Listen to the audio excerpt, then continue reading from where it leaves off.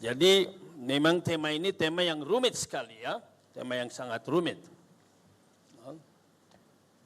Ya, memahami tanda akhir zaman. Sebenarnya bukan hanya tanda yang mau kita bahas.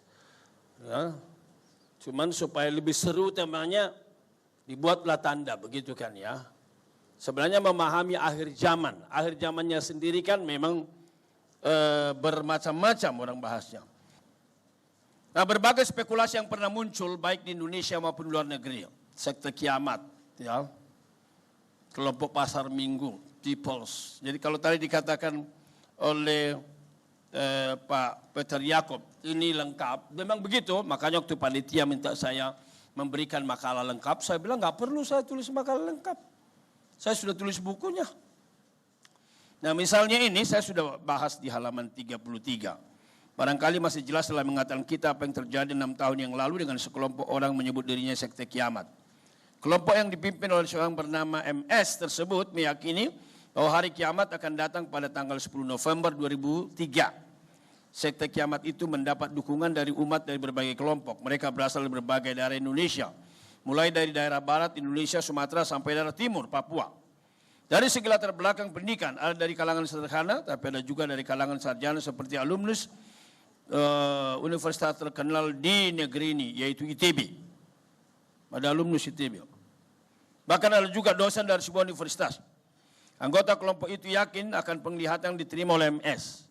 Bukan menghapus segala ya, ketepatan aja MS.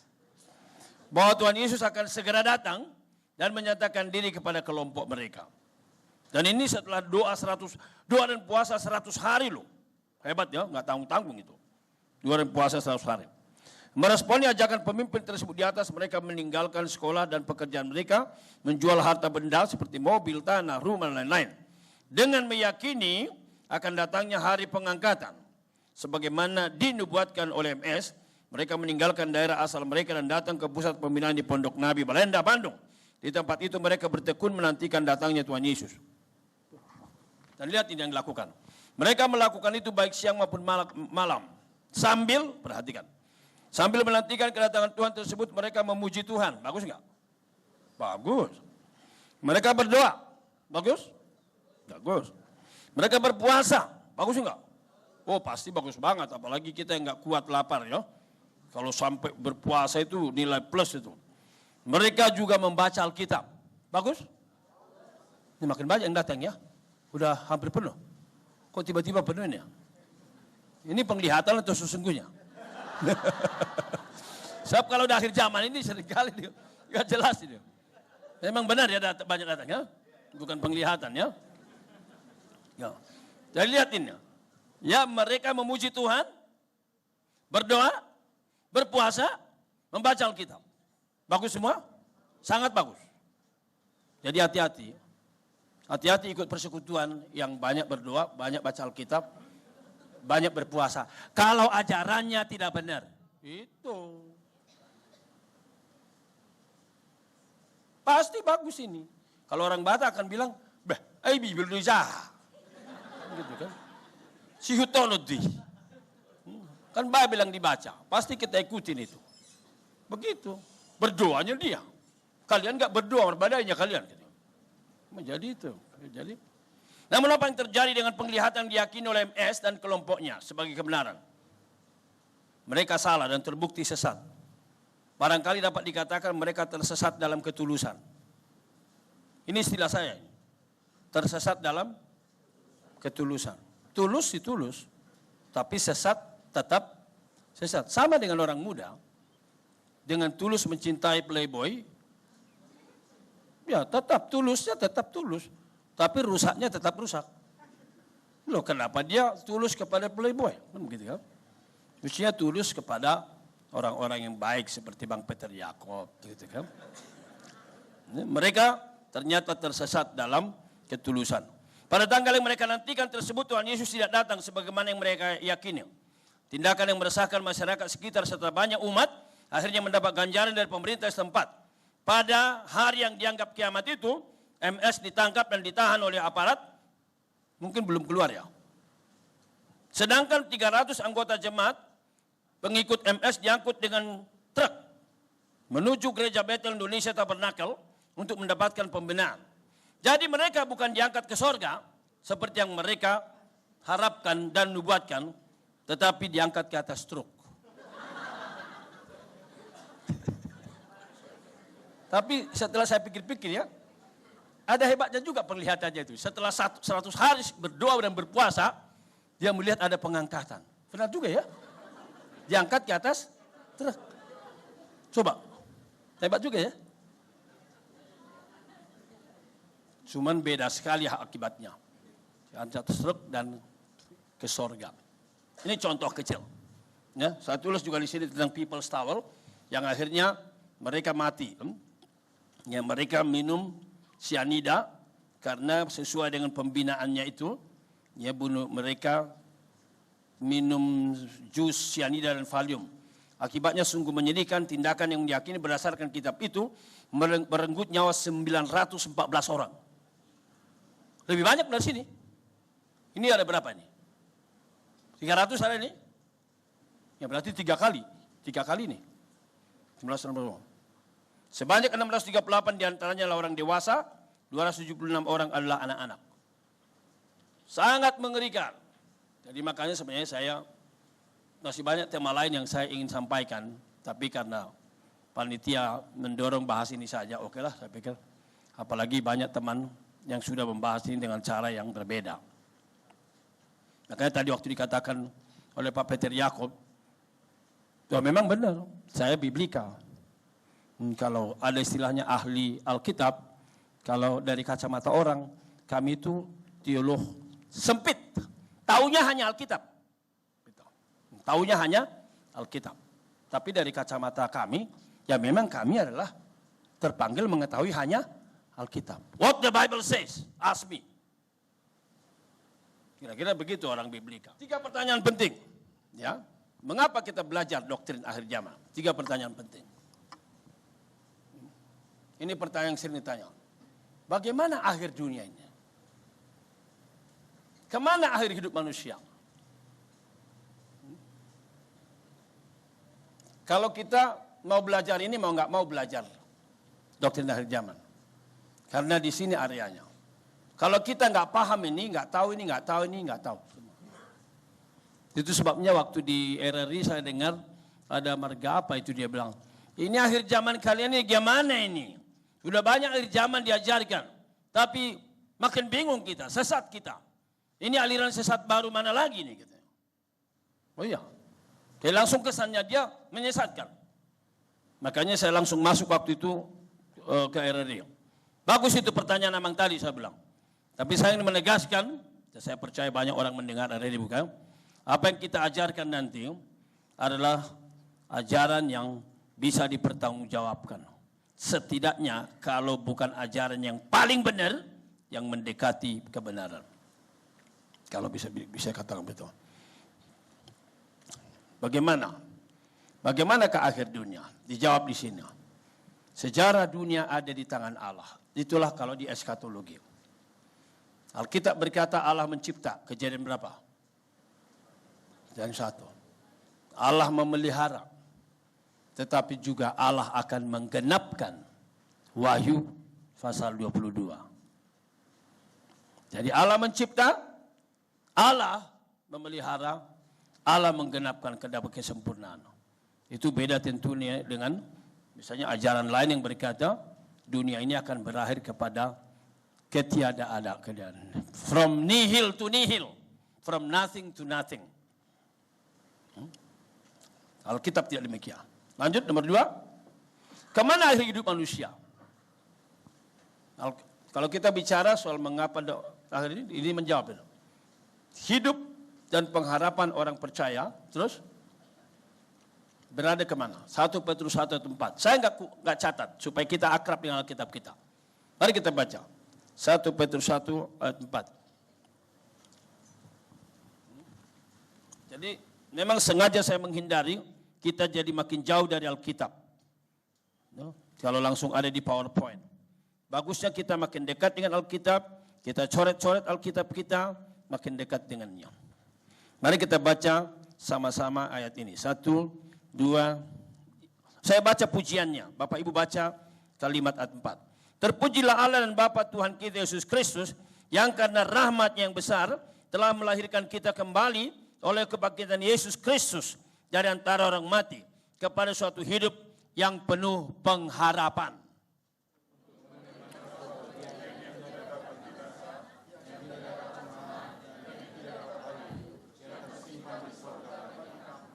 Itu dia. Jadi kalau Bapak Ibu ada yang punya visi sudah mau berangkat meninggalkan dunia ini, kemana larinya? Ya ini.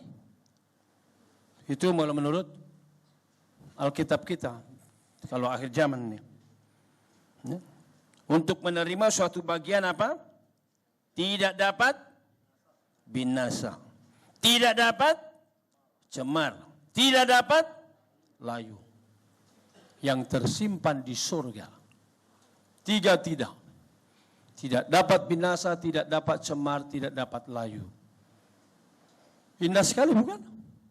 Jadi kalau Bapak Ibu merasa penyakitku ini kata dokter ini stadium 5. Ada nggak stadium 5? Ada stadium 5. Stadium 4. Stadium 4. Udah dekat-dekat. Ya udahlah, tinggal bilang sama Tuhan. Kalau udah tutup buku Tuhan, terima kasih lah. Saya dapat yang 3 ini. Tapi jelas dulu hidup barunya. Kalau belum jelas, datang besok. KKR. Oh ya, memang besok itu tujuannya untuk itu.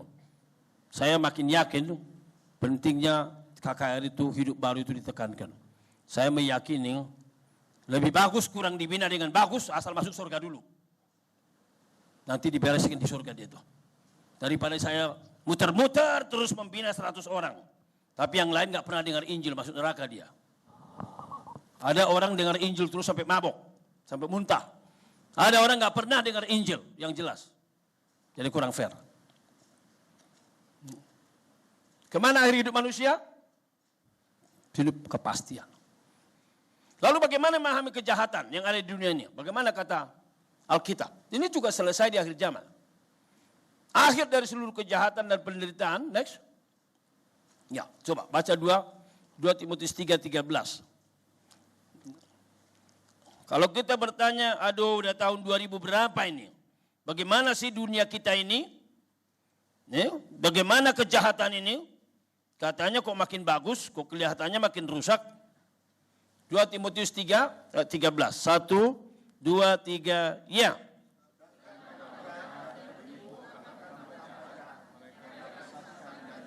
Itu dia.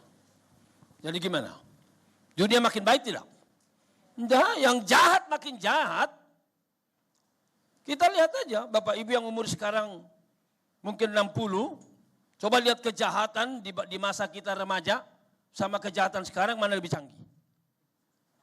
Sekarang. Jadi Alkitab benar. Sehingga sebenarnya kejahatan itu berakhir ketika akhir zaman. Jadi siapa yang mengakhiri kejahatan? Allah, waktu general eskatologi.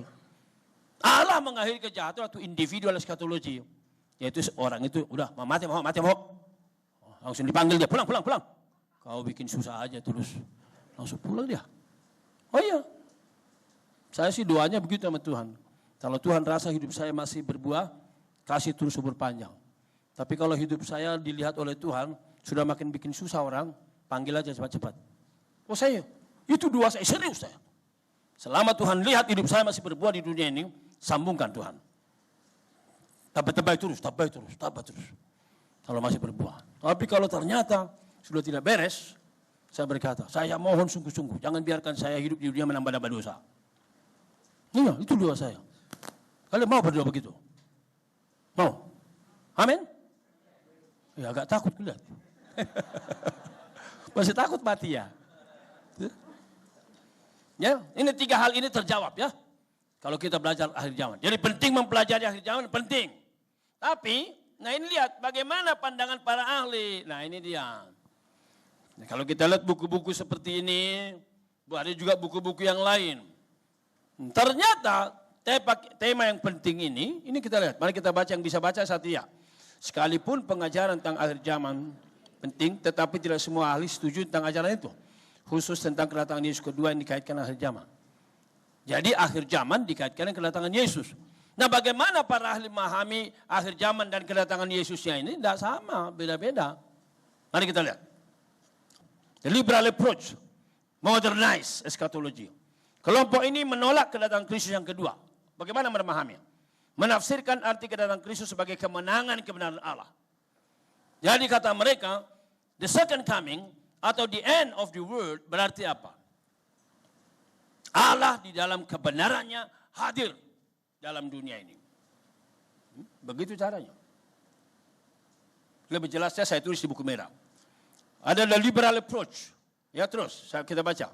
Mari kita baca yang bisa membacanya. Kita baca. Kutipan, mari. 1, 2 ya. A continuing Christianization of the social order, including economics, would be the current exemplification of the real meaning of the second coming. Dan ini dia bilang. Jadi kristenisasi yang terus menerus dari tatanan hidup sosial katanya. Termasuk kehidupan ekonomi itu dipahami sebagai arti daripada kedatangan Kristus kali kedua. Ekonomi yang semakin maju. Bank Indonesia yang makin beres. Jadi berarti akhir zaman ini ada di tangan Bang Peter ini. Kalau ekonomi makin beres. Terus? Schweitzer juga menolak kedatangan Kristus kedua. Schweitzer memahami kedatangan Kristus yang kedua secara etika. Tidak bersifat supernatural. Sesuatu yang dialami, bukan diharapkan. Jadi kalau kebenaran Allah makin menyatu dengan kita, etika kita diubah, maka Kristus sudah datang. Maka itulah yang dimaksud dengan Kristus datang kali kedua. Teolog Inggris.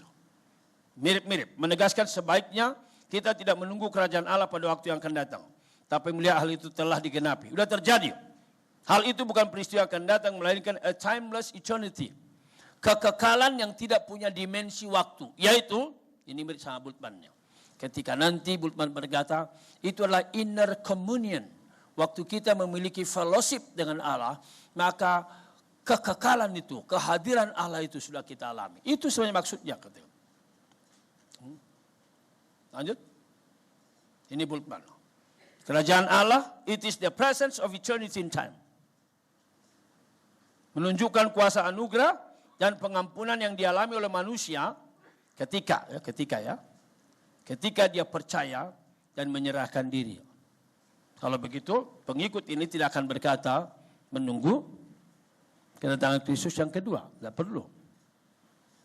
Ada yang mengerutkan keningnya, aku lihat. Ya kita lihat dulu pandangan-pandangan. Lanjut. Nah ini juga teolog besar. Nah tidak berarti semua teolog memahami seperti itu. Tidak.